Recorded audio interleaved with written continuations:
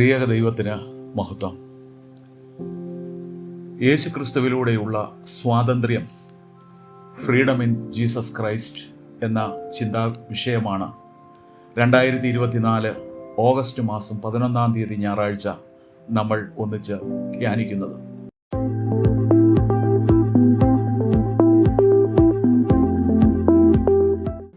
ഈ വചന വിചാരത്തിലേക്ക് ഏവർക്കും ഹൃദ്യമായ സ്വാഗതം.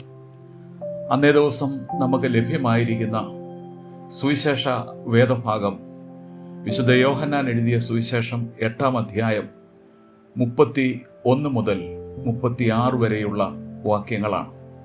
36-ാമത്തെ വാക്യത്തിൽ ഇപ്രകാരമാണ് പറയുക: പുത്രൻ നിങ്ങൾക്ക് സ്വാതന്ത്ര്യം വരുത്തിയാൽ നിങ്ങൾ സാക്ഷാൽ സ്വതന്ത്രർ ആകും. ഭാരതം 77-ാം സ്വാതന്ത്ര്യ വാർഷികം കൊണ്ടാടുകയാണ്. ഭാരതത്തിൻ്റെ അടിത്തറ ജനാധിപത്യവും ജനാധിപത്യത്തിലൂന്നിയ മൂല്യക്രമങ്ങളും അതിനെ ശക്തീകരിക്കുന്ന ഭരണഘടനയുമാണ്. എന്നാൽ ആധുനിക ഇന്ത്യ ആ ഗുണപരമായ ക്രമത്തിൽ നിന്നും വ്യതിചലിച്ചു പോകുന്നുവോ എന്ന് സംശയിക്കുന്നു. പ്രശസ്ത മലയാള കവിയായ അയ്യപ്പ പണിക്കരുടെ രാമൻ വാണാലും രാവണൻ വാണാലും എന്ന കവിതയിലെ വരികൾ ഇപ്രകാരമാണ്: രാമൻ വാണാലും രാവണൻ വാണാലും സ്വാതന്ത്ര്യം നമുക്ക് പിച്ചപ്പാത്രം. രാവിതു പോയി പകൽവേള വന്നാലും നാവു നനയ്ക്കുവാൻ കണ്ണീർ മാത്രം. ആധുനിക ഇന്ത്യയുടെ പരിതസ്ഥിതി കൃത്യമായി ഈ കവിത അനാവരണം ചെയ്യുന്നു. ലാറ്റിൻ അമേരിക്കൻ കവി നിക്കനോർ അദ്ദേഹത്തിൻ്റെ കവിതാശകലം ശ്രദ്ധേയമാണ്. In America liberty is A statue. ജനങ്ങളെ തമ്മിൽ ഭിന്നിപ്പിക്കുന്ന അധികാരവർഗത്തിൻ്റെ പ്രീണന കാലത്ത് in India unity is A statue എന്ന് നമ്മൾ പറയേണ്ടി വരും. സ്വാതന്ത്ര്യവും ഐക്യതയും ജീവനില്ലാതെ പോകുന്നത് അപകടകരമാണ്. ഈ പശ്ചാത്തലത്തിലാണ് യേശുക്രിസ്തുവിലൂടെ സംജാതമായ സ്വാതന്ത്ര്യത്തെ നമ്മൾ ധ്യാന വിഷയമാക്കുന്നത്. പുത്രൻ നിങ്ങൾക്ക് സ്വാതന്ത്ര്യം വരുത്തിയാൽ നിങ്ങൾ സാക്ഷാൽ സ്വതന്ത്രർ ആകും. ക്രിസ്തുവിലൂടെ ലഭിക്കുന്ന സ്വാതന്ത്ര്യമാണ് ശിഷ്യത്വം. ഈ വലിയ പദവിയിൽ നിന്നുകൊണ്ട് ക്രിസ്തുവിൽ സംജാതമാകുന്ന സ്വാതന്ത്ര്യത്തിൻ്റെ പ്രയുക്തി, പ്രാക്സിസ് 3 തലങ്ങളിലാണ് നമ്മൾ ശീലിക്കേണ്ടത്. 1, ക്രിസ്തുവിന് വിധേയമാകുന്നതിലൂടെ, സബ്മിറ്റിംഗ് ടു ക്രൈസ്റ്റ്. 2, ദൈവവചനം പാലിക്കുന്നതിലൂടെ, obeying in the word of God. 3, ക്രിസ്തു സ്വാതന്ത്ര്യം സമഗ്രമായ വീണ്ടെടുപ്പിന് എന്ന ബോധ്യം, freedom in Christ, conviction for a holistic redemption. ക്രിസ്തുവിന് വിധേയമാകുക എന്നതിൻ്റെ അർത്ഥം പരിശുദ്ധാത്മാവിൽ പ്രചോദിതരായി ജീവിക്കുക എന്നതാണ്. ഇങ്ങനെ ജീവിച്ചാൽ ക്രിസ്തീയ പൈതൃകത്തിൽ നിലനിൽക്കുന്നവരും അതേസമയം പരിശുദ്ധാത്മാവിൽ നവീകരിക്കപ്പെടുന്ന അനുഭവവും നമുക്ക് ലഭിക്കും. ക്രിസ്തുവിൽ ഇപ്രകാരം ലഭിക്കുന്ന അനുഭവം പരിശുദ്ധാത്മാവിനെ പ്രഘോഷിക്കുവാനും വിശ്വസ്തരായി ജീവിക്കുന്നതിനുമാണ്. ധ്യാന വേദഭാഗത്ത് തന്നിൽ വിശ്വസിച്ച യഹൂദന്മാരോടാണ് യേശു കർത്താവ് പ്രഭാഷണം നടത്തുന്നത്. വിശുദ്ധ യോഹന്നാൻ എഴുതിയ സുവിശേഷം 8-ാം അധ്യായം 12-ാമത്തെ വാക്യത്തിൽ ഞാൻ ലോകത്തിൻ്റെ വെളിച്ചമാകുന്നു എന്ന് യേശു തന്നെ വെളിപ്പെടുത്തുന്നു. നിയമത്തെ, അതായത് ന്യായപ്രമാണത്തെ പ്രകാശമായി കാണുന്ന യഹൂദ ചിന്താധാരയിൽ നിന്നും ഇസ്രായേൽ മക്കൾക്ക് മരുഭൂമിയിൽ വെളിച്ചം നൽകിയ ദൈവം യേശു ക്രിസ്തുവിലൂടെ തന്നെ വെളിച്ചമായി വെളിപ്പെടുത്തുന്നു.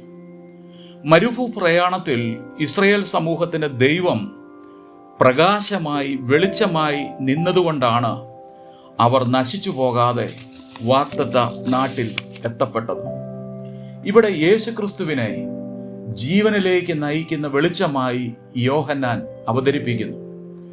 ജീവനെ ഹനിക്കുന്ന ശക്തികൾ പ്രബലമാകുന്ന ഈ കാലഘട്ടത്തിൽ ജീവൻ നൽകുവാൻ കെൽപ്പില്ലാത്ത ഈ ലോകത്ത് ജീവനുണ്ടാക്കുന്നവനും ജീവൻ നൽകുന്നവനുമായ ലോകത്തിൻ്റെ പ്രകാശമായ യേശു ക്രിസ്തുവിൽ വിധേയപ്പെടുമ്പോഴാണ് നമ്മൾ യഥാർത്ഥത്തിൽ സ്വതന്ത്രരാക്കപ്പെടുന്നത്. 2, ദൈവവചനം പാലിക്കുക. 31-ാമത്തെ വാക്യത്തിൽ യേശു പറയുന്നത് ഇപ്രകാരമാണ്: എൻ്റെ വചനത്തിൽ നിലനിൽക്കുന്നുവെങ്കിൽ നിങ്ങൾ വാസ്തവമായി എൻ്റെ ശിഷ്യന്മാർ ആയി. സത്യം അറിയുകയും സത്യം നിങ്ങളെ സ്വതന്ത്രരാക്കുകയും ചെയ്യും. തന്നിൽ വിശ്വസിച്ച യഹൂദന്മാരോടാണ് യേശു കർത്താവിൻ്റെ പ്രഭാഷണം. ഇവിടെ തന്നിൽ വിശ്വസിച്ച യഹൂദർ എന്നത് അവൻ്റെ വാക്കുകളോട് ഇഷ്ടം തോന്നിയവർ എന്ന അർത്ഥത്തിലാണ്. ഇങ്ങനെയുള്ളവർ യഥാർത്ഥമായ വിശ്വാസികളായി മാറ്റപ്പെടുന്നത് നിയമത്തെയല്ല, യേശുവിനെ തന്നെ പ്രകാശമായി അംഗീകരിക്കുകയും ദൈവവചനത്തെ അംഗീകരിക്കുകയും ചെയ്യുന്നതിലൂടെയാണ്. അതുകൊണ്ട് 2 യോഹന്നാൻ 9-ാമത്തെ വാക്യത്തിൽ ഇപ്രകാരമാണ് പറയുന്നത്: ക്രിസ്തുവിൻ്റെ ഉപദേശത്തിൽ നിലനിൽക്കാതെ അതിർ കടന്നു പോകുന്ന ഒരുത്തനും ദൈവം ഇല്ല. ഉപദേശത്തിൽ നിലനിൽക്കുന്നവനോ പിതാവും പുത്രനും ഉണ്ട്. ഇനിയും സത്യത്തെ അറിയുക എന്ന പ്രയോഗം, സത്യമാണ് വാസ്തവത്തിൽ നമ്മളെ സ്വതന്ത്രരാക്കുന്നത്. സത്യം യഥാർത്ഥമായി യേശുക്രിസ്തുവാണ്. ദൈവം ഇപ്പോൾ അത് നമുക്ക് വെളിപ്പെടുത്തി തന്നിരിക്കുകയാണ്. ഈ വെളിപ്പാടിൻ്റെ ലിഖിത രൂപമാണ് ദൈവവചനം. അതുകൊണ്ട് ദൈവവചനം വായിക്കുന്നതിലൂടെയും ധ്യാനിക്കുന്നതിലൂടെയും യേശുവാകുന്ന സത്യത്തെ രുചിച്ചറിയുവാനും അതിൽ നിലനിൽക്കുവാനും യേശുവിലൂടെയുള്ള സ്വാതന്ത്ര്യം അനുഭവിക്കുവാനും നമുക്ക് സാധിക്കും. 36-ാമത്തെ വാക്യത്തിൽ ഇങ്ങനെ പറയുന്നു: പുത്രൻ നിങ്ങൾക്ക് സ്വാതന്ത്ര്യം വരുത്തിയാൽ നിങ്ങൾ സാക്ഷാൽ സ്വതന്ത്രരാകും. ഇത് യേശു വ്യക്തമാക്കുന്നത് എന്തിനാണ്? അത് കാൽവറി ക്രൂശിലെ പരമയാഗത്തിൽ കൂടെ യേശു നിർവഹിക്കുവാൻ ആഗ്രഹിക്കുന്ന ഏറ്റവും വലിയ സ്വാതന്ത്ര്യത്തിൻ്റെ ആഘോഷമാണ് ഇവിടെ സൂചിപ്പിക്കുന്നത്. 3, ക്രിസ്തു സ്വാതന്ത്ര്യം സമഗ്രമായ വീണ്ടെടുപ്പിനു വേണ്ടി. ക്രിസ്തുവാകുന്ന സത്യത്തെ അറിയുകയും വചനത്തിലൂടെ ആധ്യാത്മിക ജീവിതത്തിൻ്റെ തായ്വേരുകളെ ബലവത്താക്കുവാനും നമ്മൾ നിയോഗിക്കപ്പെട്ടിരിക്കുകയാണ്. അങ്ങനെയുള്ളവർക്ക് ക്രിസ്തു സ്വാതന്ത്ര്യം ചില നിലപാടുകൾ ആവശ്യപ്പെടുന്നു. 34-ാമത്തെ വാക്യത്തിൽ ഇങ്ങനെ രേഖപ്പെടുത്തുന്നു: പാപം ചെയ്യുന്നവനെല്ലാം പാപത്തിൻ്റെ ദാസർ ആകുന്നു.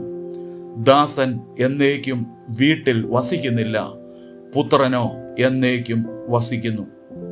അങ്ങനെയെങ്കിൽ ക്രിസ്തു സ്വാതന്ത്ര്യം നൽകുന്ന നിലപാടുകൾ നമ്മൾ വ്യക്തമായി തിരിച്ചറിയണം. നമ്മുടെ സദറാ പ്രാർത്ഥനകളിൽ ഒരിടത്ത് പ്രാർത്ഥിക്കുന്നത് ഇപ്രകാരമാണ്: കണ്ടാലും അഗ്നിമയമായ സ്ഥലത്തും അഗ്നിജ്വാലയുടെ സിംഹാസനത്തിന് മുൻപാകെയും ഞാൻ നിന്ന് നിന്റെ ജനത്തിന് പാപമോചനവും സകല സൃഷ്ടിക്കും മോചനവും യാചിക്കുന്നു. ദൈവജനത്തിന് ലഭ്യമാകേണ്ട പാപമോചനവും സകല സൃഷ്ടിക്കും ലഭിക്കേണ്ട വീണ്ടെടുപ്പും നമ്മുടെ ആരാധനയുടെ ആത്മാവാണ്. അങ്ങനെയെങ്കിൽ നമ്മൾ സ്വീകരിക്കേണ്ട നിലപാടുകൾ എന്തൊക്കെയാണ്? 1, പാപത്തിൽ നിന്നും പാപത്തിൻ്റെ ഘടനകളിൽ നിന്നും വ്യക്തമായ അകലം പാലിക്കുവാൻ ദൈവം ആവശ്യപ്പെടുന്നു. 2, വർദ്ധിച്ചു വരുന്ന മയക്കുമരുന്നുകളുടെ ഉപയോഗത്തിൽ തലമുറകളുടെ കാവൽക്കാരും വീണ്ടെടുപ്പുകാരുമായി നമ്മൾ മാറണം. 3, സത്യാനന്തര കാലത്ത് അസത്യത്തെ വല്ലാതെ സ്വീകരിക്കുകയും അതിൻ്റെ പ്രചാരകരാകുന്നതും ഒഴിവാക്കുവാൻ നമ്മൾ തയ്യാറാവണം. 4, സ്വാർത്ഥതയുടെ കെട്ടുപാടുകളിൽ പ്രകൃതിയോട് കാട്ടുന്ന സമീപനം കുറെ കൂടെ തിരുത്തപ്പെടണം. 5, സമൂഹത്തിൽ, അതായത് ക്രൈസ്തവർ നിശ്ചയമായും നിർവഹിക്കപ്പെടേണ്ട ഉത്തരവാദിത്തങ്ങളെ ഗൗരവമായി നമ്മൾ കാണണം. ക്രിസ്തു സ്വാതന്ത്ര്യം നമുക്ക് നൽകുന്ന ഊർജം അത് ശുശ്രൂഷകൾക്ക് വേണ്ടിയുള്ളതാണ്. ആയതിനാൽ ഈ വലിയ ബോധ്യത്തിൽ നിന്നുകൊണ്ട് ക്രിസ്തു സ്വാതന്ത്ര്യത്തിൻ്റെ വർത്തമാനകാല സാക്ഷ്യത്തിനായി നമുക്ക് അണിചേരാം. ദൈവം എല്ലാവരെയും അനുഗ്രഹിക്കട്ടെ.